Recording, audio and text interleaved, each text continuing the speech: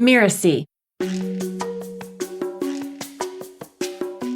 I'm Abe Crystal, and you're listening to Making It. I run a business called Ruzuku, and we make it easy for passionate experts to create their own online courses and learning communities.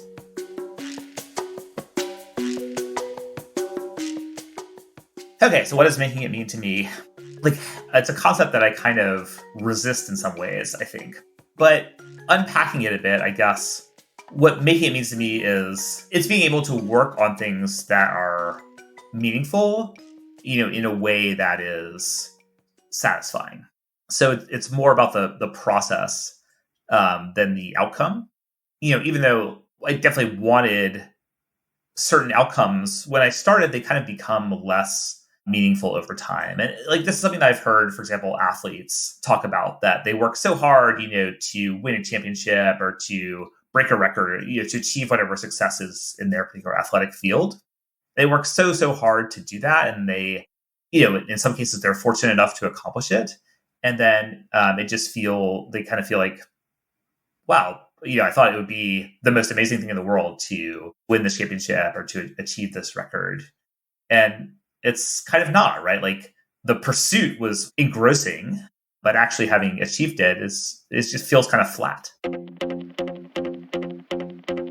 The journey to making it is more important than actually making it. It's the feeling of, solving interesting challenges and that feeling of progress, right? That yesterday I was on step 1, but tomorrow I'm going to be on step 2. That's kind of more exciting and motivating than just, saying that you've achieved some larger milestone.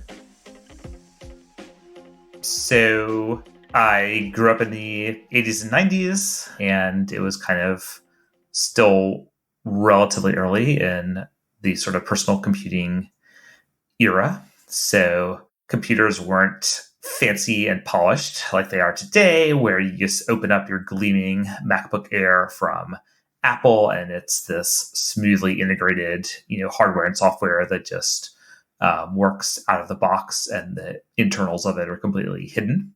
Back then, it was you research to understand, hey, what CPU do I want for my computer? And, what's the latest hard drive that'll be slightly faster than the previous generation, and speccing out those parts. And then, you set up the software yourself, and it was pretty, there were a lot of rough edges, right? It was reading the DOS manual to figure out what obscure commands you had to enter. You were a lot closer to the metal than you are today. And, that was frustrating at times, but it was also you were forced to understand how computers actually work.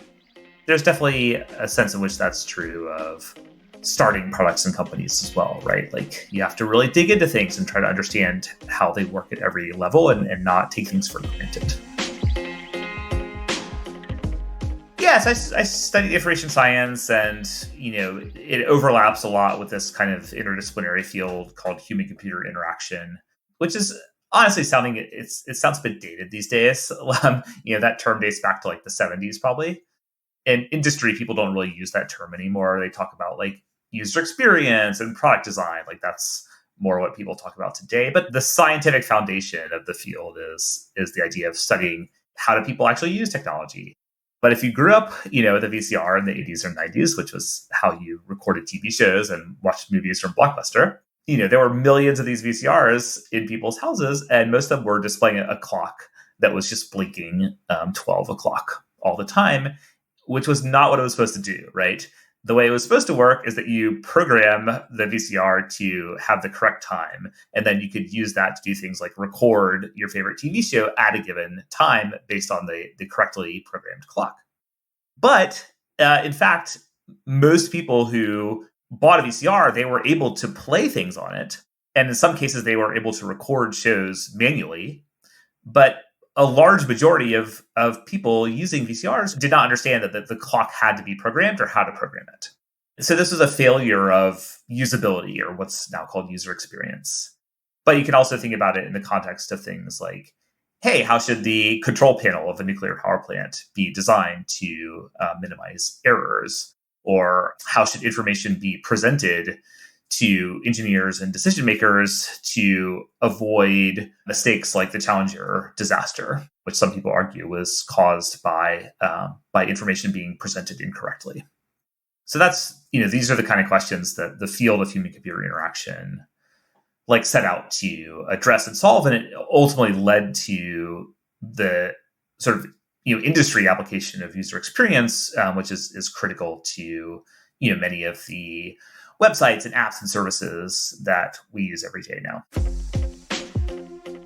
Well, I majored in economics, which I'd always been interested in the ideas of economics. I was very interested in markets, like how is it that, we can just have this amazing coordination of people and resources and businesses all over the world without anyone planning it. And how do we have this amazing, stock market that allocates capital to all these companies like that? All those just kind of classic economic questions were very interesting to me. And I would just, read economics, like history for fun while I was in high school.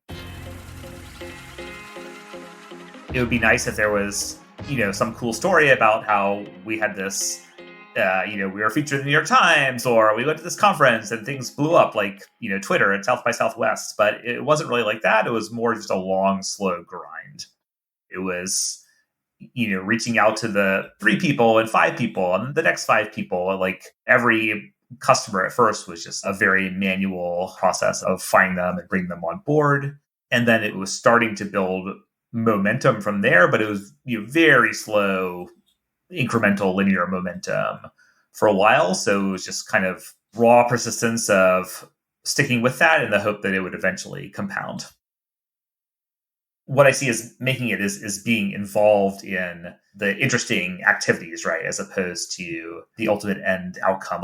There's this concept from psychology of flow that Csikszentmihalyi is famous for, that you're in this balanced state between boredom and anxiety, right? So boredom is something that's too easy for you, right? Like you're a chef who's been assigned to cook a basic, macaroni and cheese recipe.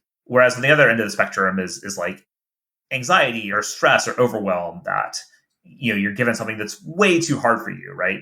And flow comes when you're in the balanced state, right? When things are challenging, you're being pushed to use the skills that you do have, but not overwhelming. So in a way, making it is really having consistent access to a flow state, which is genuinely hard to achieve and can be elusive at times.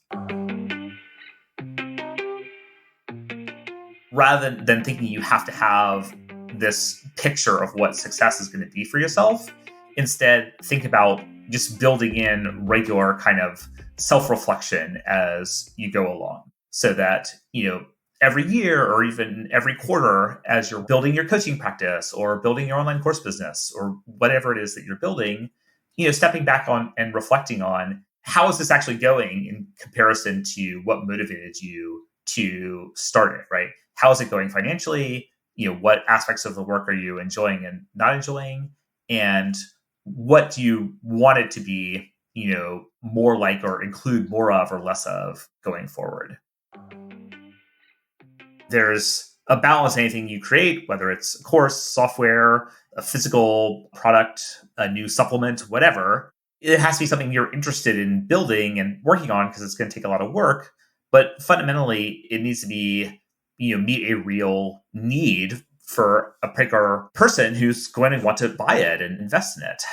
I see a lot of people get excited about, okay, what can I create and build? And not as much about how do I connect with people to understand what they need and make sure that I'm building something that's aligned with what they need.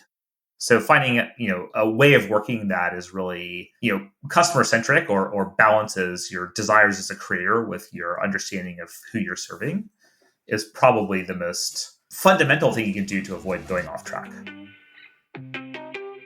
So what was my biggest mistake on the way to making it? I mean, I feel like we could be listing mistakes all day. As most people who go through starting a company, have experienced, just not understanding the fundamental importance of speed of iteration, especially in technology. It's important to have good ideas and to talk to customers. And those things came pretty naturally to me. But it's also really important to build those ideas quickly, get them out into the real world where people can use them, and then start really rapidly making them better based on real world usage. And, I understood that conceptually, but it was much, much harder to move rapidly on executing ideas, building software products, and getting real users for them, than I anticipated. I didn't understand how critical it was to keep pushing forward that speed of iteration. It compounds dramatically over time, right? Because if you have, one iteration a month, that's 12 in a year, and they're sort of compounding on each other because you're learning more with each one, versus one iteration a year, you're talking about just this dramatic factor difference in how much you're learning, how much you're improving things for your customers. Learning is critical to contemporary society where practices and skills are changing all the time. If we want people to have opportunity, they need to be able to have opportunities to learn continuously. Contributing to making that better is, what I aim to do.